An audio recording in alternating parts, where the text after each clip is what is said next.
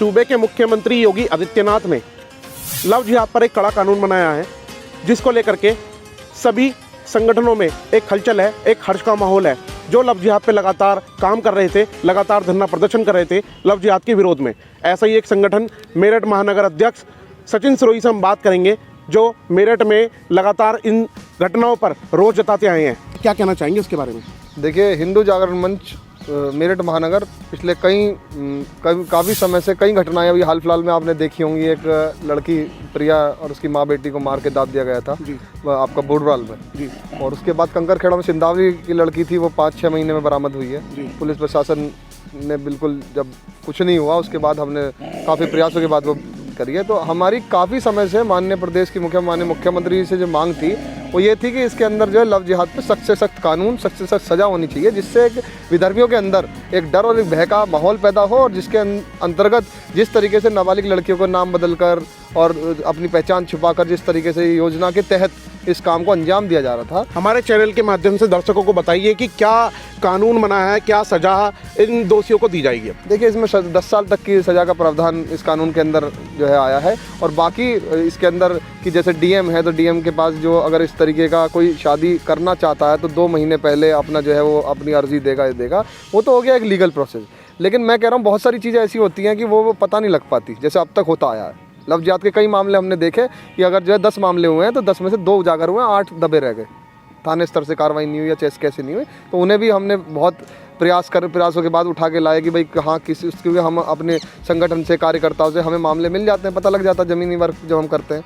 तो उसके अंदर एक तो माननीय मुख्यमंत्री जी का बहुत बहुत धन्यवाद कि उन्होंने अपना जो काम है वो बहुत अच्छी तरीके से अपना, हमने मांग करी थी लव जिहाद की, तो उन्होंने बहुत जल्दी इस पर जो है कानून सरकार में जो है पेश कर दिया। और बाकी काम हिंदू समाज का है। हिंदू समाज को इस कानून को लेकर जो कानून आया है इसे समाज के अंदर पूरे में बताना चाहिए, और अपने बच्चों को और समाज को सबको जो है बताना चाहिए भाई इस तरीके से जो घटनाएं हुई हैं अब तक, उन्हें भी बताना चाहिए भाई ऐसी फलां जगह ऐसी घटना हुई थी, उधर हो गई थी। तो इसके अंदर एक तो समाज, दूसरा प्रशासनिक अधिकारी, हर जिले में जितने भी प्रशासनिक अधिकारी हैं, तुरंत अगर कहीं ऐसी कोई घटना होती है तो तुरंत एक्शन में आके और लव जिहाद के जो जितने भी मामले हैं उनमें तुरंत एक्शन में लाके और उसमें कार्रवाई सख्त से सख्त होनी चाहिए। जो मामले दब जाते हैं, क्या लगता है लव जिहाद का जो कानून बना है अब ये मामले दबेंगे या नहीं? देखिए, हमारा काम पहले भी जब कानून नहीं बना था, हमने जब भी मामले हिंदू जागरण मंच ने उठाए हैं, और अब भी भविष्य में भी कानून बनने के बाद भी अगर विधर्मी नहीं समझे इस साजिश को, जिस तरीके से साजिश के तहत, षड्यंत्र के तहत कहते हैं लव जिहाद, लोग कहते हैं पहले लव होता, मैं कहता हूँ पहले जिहाद होता है। एक मानसिकता जो जिहाद की बनी हुई है, तो पहले वो जिहाद के तहत वो उस घटना को जो है अंजाम देगा। और लव तो शिकार तो होना ही होना नाबालिग लड़कियों को, 15 साल की, 14 साल की, 12 साल, उन्हें क्या पता। आजकल मैच्योरिटी के बाद भी बहुत सारे बच्चे ऐसे हैं जिनमें मैच्योरिटी नहीं होती।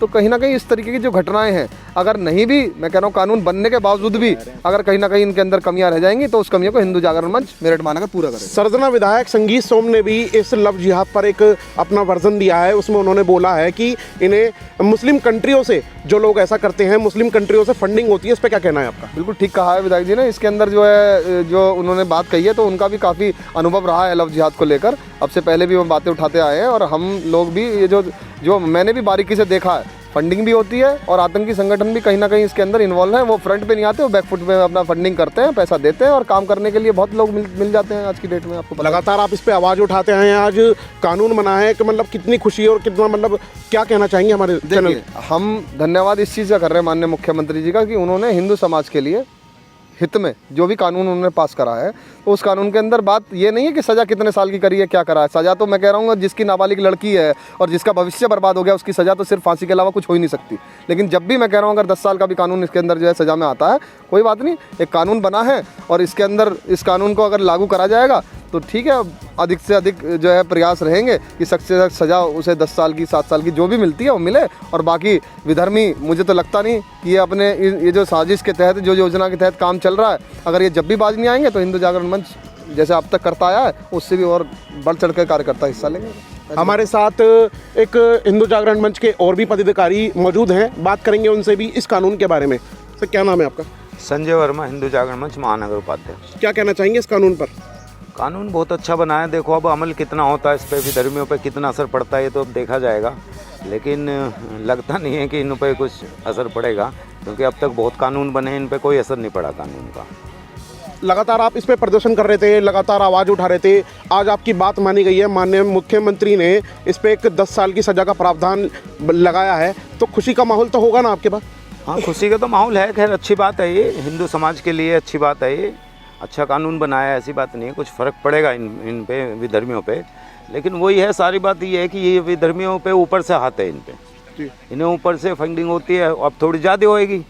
अब तक एक लड़की के लिए 4 लाख 5 लाख रुपए देते थे, अब और ज़्यादा बढ़ा दिया जाएगा। लेकिन अब देखते हैं कहाँ तक रुकता है, ये नहीं रुकता है, अभी कुछ कहा नहीं जा सकता। बात करेंगे समाज के कुछ और लोगों से भी। हमारे साथ मौजूद हैं नकुल चतुर्वेदी जी, जो लगातार समाज की बुराइयों पे लगातार आवाज़ उठाते आए हैं। नकुल जी, हमारे चैनल में आपका बहुत बहुत स्वागत है। जी बहुत धन्यवाद। क्या कहना चाहेंगे? ये लव जिहाद के एक कानून बना है, 10 साल का प्रावधान भी पास हुआ है, तो क्या कहना चाहेंगे इस पर? देखिए, लव जिहाद के खिलाफ कानून बना देना, मैं मान सकता हूं कि सरकार की एक बहुत बड़ी उपलब्धि हो सकती है, लेकिन इसे ज़मीन पर लागू कर पाना मुझे लगता है कि बहुत ज़्यादा मुश्किल हो पाएगा। जिस तरीके से इस कानून में एक लचीलापन दिया गया है कि भाई आपको 2 महीने पहले किसी को जानकारी देनी होगी। अक्सर जितने भी लव जिहाद के मामले अब तक सामने आए हैं, उन तमाम मामलों में हमने 80% से ज़्यादा मामलों में हमने ये देखा है कि 1 साल बाद, 2 साल बाद, 3 साल बाद लव जिहाद के मामलों का पता चलता है कि भाई वो अमन बना हुआ था, लेकिन वो तो असलम था, वो संदीप बना हुआ था, वो तो साकिब था। तो ऐसे में सबसे बड़ी चुनौती इस कानून को बना देने के पास, सरकार के पास और अधिकारियों के पास ये है कि भाई वो कैसे पता लगा पाएंगे। उनके पास 2 महीने पहले आवेदन आएगा कि भाई मुझे इस शादी करनी है, मुझे कविता से शादी करनी है, मैं असलम हूँ, उसके बाद उनकी राज़ी होगी। उस वक्त 2 साल बाद जब जिहाद होगा, जब धर्म का पता चलेगा, जब तमाम चीज़ों के बारे में खुलासे होंगे, बहुत सारी चीज़ें ऐसी हो जाती थी जिनके बारे में हम लोग पहले पता लगा पाते थे। लेकिन अब मेरा मानना है कि जो जिलाधिकारी हैं उन्हें बहुत गंभीरता से देखना होगा, उन्हें इस बात को समझना होगा कि भाई अगर ये जो तमाम मामले आ रहे हैं, इसमें सारी की सारी भूमिका जिलाधिकारी के ऊपर डिपेंड करती है। मान लीजिए असलम ने आवेदन किया कविता से शादी करने के लिए, तो यहाँ पर जिलाधिकारी को ये देखना होगा कि वाकई में असलम कविता को लेकर सीरियस है या नहीं, क्या वो उसे ज़िंदगी भर अपने साथ रखेगा या नहीं। और बहुत सारे मामलों में ऐसा भी होगा कि भाई असलम जैसे लोगों को अनुमति मिल जाएगी और वो बाद में कविता को शाहीन बनाने में तुल जाएंगे। पहले कानून नहीं था और अब कानून आया है, क्या कुछ तो अंकुश लगेगा, कुछ तो इन पे रोकथाम होगी ऐसे मामलों पर? देखिए, मैं इसे दूसरे तरीके से देखता हूँ। दूसरा नज़रिया इसका ये है कि भाई पहले कानून नहीं था, आरोप लगते थे लव जिहाद हो गया, लव जिहाद हो गया, लव जिहाद हो गया।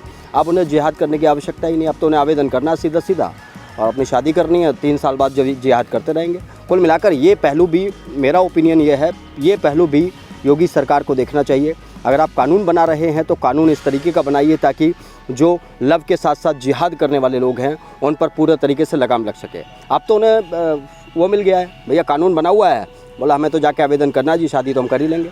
और लड़की को जिस तरीके से ये लोग बहकाते हैं, जिस तरीके से हिंदू जागरण मंच के तमाम कार्यकर्ता और तमाम जो लोग इनके खिलाफ काम कर रहे हैं, लव जिहाद की घटनाओं के खिलाफ, वो ये बताते हैं, दावा करते हैं कि टोना टोटके का इस्तेमाल किया जाता है, ताबीज़ का इस्तेमाल किया जाता है लड़कियों को अपने कब्जे में लेने के लिए।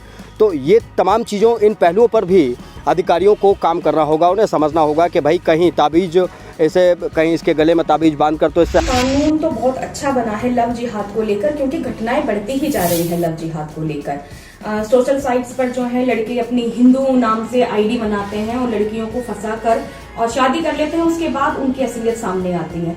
मगर मैं ये कहना चाहूंगी कि कानून तो बन गया है, कानून का अनुसरण तो बाद में होगा, जब सामने आ जाती है बात में ऐसा हुआ है, उससे पहले की व्यवस्थाओं पर क्या होना चाहिए, उसकी पहले की व्यवस्थाएं भी देखनी चाहिए कि लव जिहाद तक पहुंच ही क्यों रही हैं, लड़कियां उस चक्कर में फंस ही क्यों रही हैं, और अगर वो कानून बना है तो वो कानून किस प्रकार कार्य करेगा, ये भी बहुत जरूरी है जानना।